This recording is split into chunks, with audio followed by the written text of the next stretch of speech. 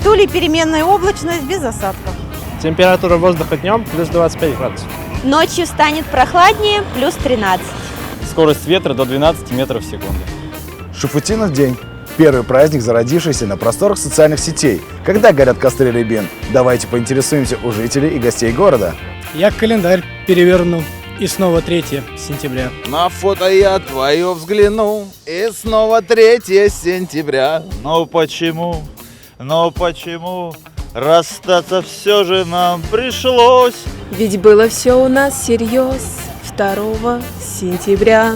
Но почему расстаться все же нам пришлось? Ведь было все у нас всерьез 2 сентября. Увидимся на сайте ТСН-24.